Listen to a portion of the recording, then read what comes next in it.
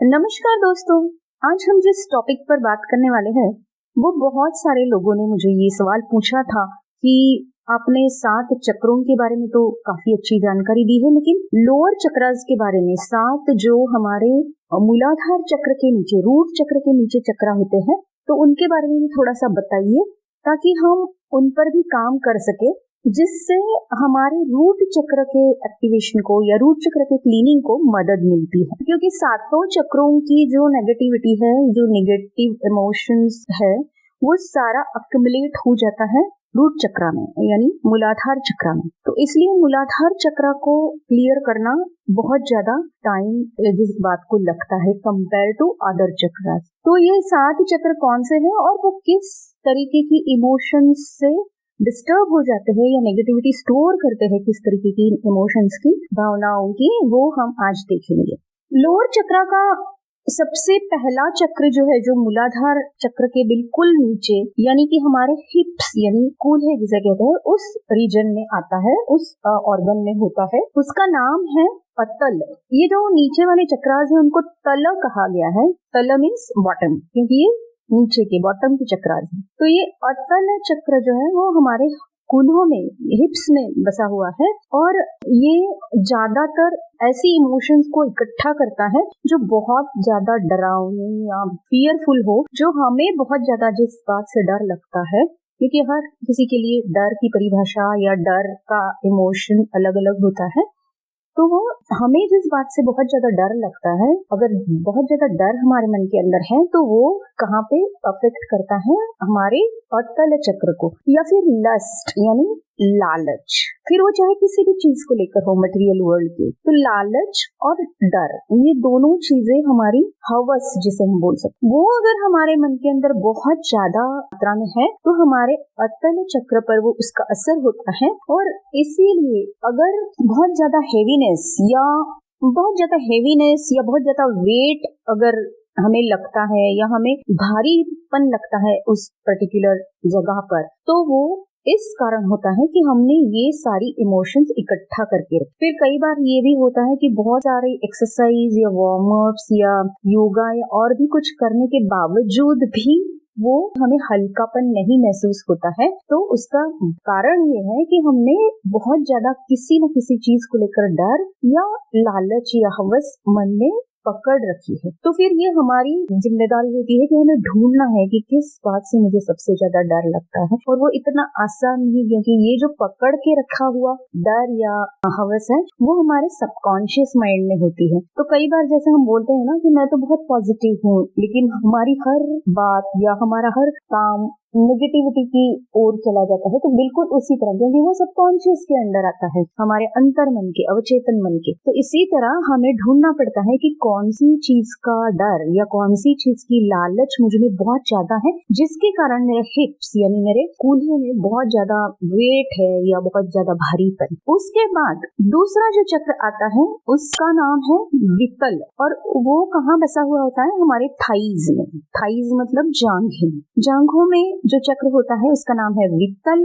और वित्तल चक्र किस चीज के, इमोशंस के कारण, किस बातों के कारण डिस्टर्ब होता है, तो एक है एंगर और बर्निंग रेजेंटमेंट, मतलब बहुत ज्यादा जलन है किसी चीज को लेकर कि मेरे साथ ऐसा क्यों हुआ, मुझसे ऐसा क्यों किया गया, या मुझे ये क्यों बोला गया। तो ये बर्निंग रिजेंटमेंट जब है, नाराजगी है जो खत्म ही नहीं हो रही है, बहुत ज्यादा उस पर काम करने के बावजूद, और बहुत ज्यादा गुस्सा भी है, तो हमारे थाइज में आपने देखा होगा कि बहुत कई बार ऐसे होता है कि बहुत सारे लोगों की प्रॉब्लम होती है कि उनका बॉडी वेट बाकी तो सब कुछ ठीक होता है, लेकिन उनके थाइज में बहुत ज्यादा वेट बढ़ता रहता है, बावजूद इसके कि वो एक्सरसाइज करे या वॉक करे या जो भी है। तो इसका कारण ये है कि सबकॉन्शियस माइंड में कहीं ना कहीं एंगर और बर्निंग रिजेंटमेंट पड़ा हुआ है, जिसके कारण गुस्सा और एक नाराजगी पड़ी हुई है कि मेरे साथ ऐसा क्यों हुआ या क्यों किया गया, इन्होंने उन्होंने जो भी है। तो ये जब तक हम नहीं निकालते मन से इसको, तब तक हमारा वित्तल चक्र ठीक नहीं होता है और हमारे थाइज पर उसका असर पड़ता है। जरूरी नहीं कि इस ऑर्गन में पर्टिकुलरली सिर्फ आपका वजन ही बढ़ जाए या वेट ही बढ़ जाए या बहुत ज्यादा हेवीपन आपको महसूस हो। कई बार उनमें कुछ प्रॉब्लम्स भी आ जाते हैं, जैसे कि गिर पड़ने से थाइज के बोन्स में प्रॉब्लम आ जाता है या ऐसे कुछ हो सकता है। मतलब जिस ऑर्गन में प्रॉब्लम आ रही है तो आप समझ लीजिए कि कौन से चक्र का क्लीनिंग जरूरी है। उसके बाद जो तीसरा लोअर चक्र है उसका नाम है सुतलम। वो कहाँ पे सिचुएटेड होता है? तो हमारे नीज में यानी घुटनों में। जब घुटनों में हमारे बहुत ज्यादा पेन है या घुटने ठीक से काम नहीं कर रहे हैं, क्योंकि आजकल तो हम देखते हैं कि बहुत सारे लोगों को रिप्लेसमेंट, नी रिप्लेसमेंट, घुटनों के बहुत ज्यादा प्रॉब्लम्स होते हैं। तो ये किस इमोशन को पकड़ने की वजह से होता है? मिसट्रस्ट, यानी किसी पे भी हमें विश्वास नहीं है, हम विश्वास ही नहीं कर सकते किसी पर। या जेलसी, किसी के बातों के लिए बुरा लग रहा है कि इनके पास इतना अच्छा क्यों है, मेरे पास क्यों नहीं है। और हमारे पास जो कुछ भी है ना, हमें हमेशा ऐसे अगर लगता है कि मेरे पास इससे ज्यादा बहुत कुछ चाहिए था, मैं ज्यादा डिजर्व करती हूँ, लेकिन मुझे मिला नहीं, तो ये भी एक कारण है आपके सुतल चक्र को नेगेटिविटी उसमें स्टोर करने का या उसकी क्लीनिंग को रोकने का। और इन सारी भावनाओं को अगर हम पकड़ के रखते हैं, जरूरी नहीं कि वो आज की डेट में आपकी ये भावनाएं हो सकता है कि आपने बचपन से लेकर आज तक जो भी इस टाइप की इमोशन को इकट्ठा किया गया है आपके द्वारा, तो वो सारा कहाँ जाके रुकता है? हमारे नीज में, हमारे घुटनों में, और फिर हमारे घुटने के प्रॉब्लम्स शुरू हो जाते हैं। चौथा लोअर चक्र है जिसका नाम है तलातल, और इसकी सिचुएशन या कहाँ पे है कि घुटनों के बिल्कुल नीचे काफ मसल्स, मतलब जो घुटनों के नीचे वाला, पीछे वाला जो पोर्शन होता है उसे काफ मसल्स कहते हैं, पैरों का टखने के ऊपर का। तो वहाँ पे वो तलातल चक्र है। वहाँ पे अगर हमें कोई प्रॉब्लम्स है, कोई दर्द है या कोई चोटें वहाँ पे ज्यादा करके आ रही है, तो हमारा तलातल चक्र क्लीन करना जरूरी है। और तलातल चक्र किन भावनाओं से खराब हो जाता है? तो मेंटल कंफ्यूजन, हर बात में हमें लगता है कि ये जो कह रहे हैं वो भी सही है, वो जो कह रहे हैं मैं क्या करूं। तो ये बहुत एक गलत बात है कि हमें खुद से पूछना जरूरी है कि मैं सच में क्या चाहती हूँ या मेरे लिए क्या अच्छा रहेगा, ऐसा मुझे लगता है। हमेशा दूसरों से सलाह लेना तो ठीक है, लेकिन वही सही है और फिर मैं किसकी सलाह मानूं, क्या करूं, ये कंफ्यूजन ज्यादा अगर रखा जाए तो आपके काफ मसल्स का तलातल चक्र खराब हो जाता है, नेगेटिविटी वहाँ पे स्टोर हो जाती है और आपको वहाँ पे प्रॉब्लम्स शुरू हो जाते हैं। पांचवा चक्र जो है लोअर चक्र में से, वो है रसातल। रसातल का ऑर्गन कौन सा है? तो एंकल। एंकल मतलब टखने, जो जॉइंट है हमारे, जहाँ पे वो मुड़ता है हमारा पाँव, तो वो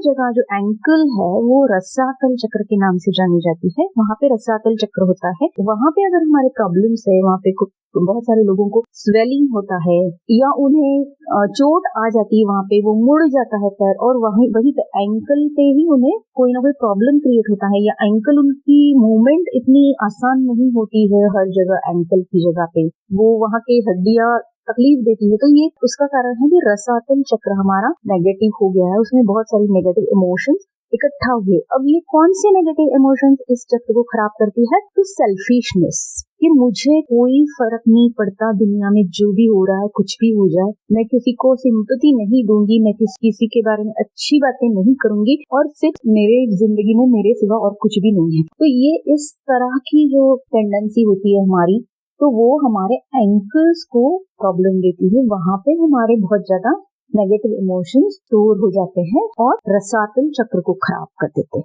उसके बाद वाला छठा चक्र जो है लोअर चक्र में से, उसका नाम है महातल। महातल चक्र तो हमारे पैरों की जो ऊपर वाली सतह होती है ना, उस जगह पे वो महातल चक्र होता है। और वहां पे अगर कोई प्रॉब्लम्स है, वहां पे दर्द है, तो इसका मतलब है हमने बहुत ज्यादा नेगेटिव इमोशंस को इकट्ठा करके रखा है कि ये होगा ही नहीं, ये ऐसा ही है, ये सुधर ही नहीं सकता, ये कुछ ठीक हो ही नहीं सकता किसी भी चीज को लेकर, या तो अपने बारे में या औरों के बारे में। तो हमारा ये जो महातल चक्र है, जो कि हमारा पाँव का ऊपरी हिस्सा, वो हमारा खराब हो जाता है, वहां पे दर्द होने लगता है, वहां की हड्डियां या मसल्स में कुछ तकलीफ होने लगती है। और सातवां जो चक्र है, सबसे निचला हमारा चक्र जिसे कह सकते हैं, ये सारे चक्रों में से सबसे लोएस्ट चक्र वो है हमारे पाँव का तलवा, फीट, सोल।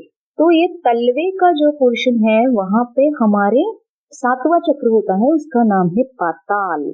इसीलिए जो हम पाताल की बातें करते हैं तो वो हमारे जमीन के नीचे वाली जगह या इस तरीके से समझा जाता है, क्योंकि हमारा ये पाताल चक्र है, हमारा तलवा। और अगर हमारे तलवों में प्रॉब्लम है, कई बार ऐसे देखा गया है कि बहुत सारे लोगों के तलवों में रेशे पड़ जाते हैं या जख्म होती है या बहुत कालापन अपने आप वहां पे स्टोर हो जाता है, या उनकी चमड़ी तलवों की बहुत ज्यादा ड्राई या बहुत ज्यादा डेड सेल्स वहां पे जमा हो जाते हैं, उसकी छाले। तो ये सब जो है वो हमारे तलवे के यानी कि पाताल चक्र के प्रॉब्लम्स के कारण होता है। तो ये चक्र की नेगेटिविटी या ये चक्र कैसे खराब होता है, कौन से इमोशन से खराब होता है, तो रिवेंज और हेट्रेट।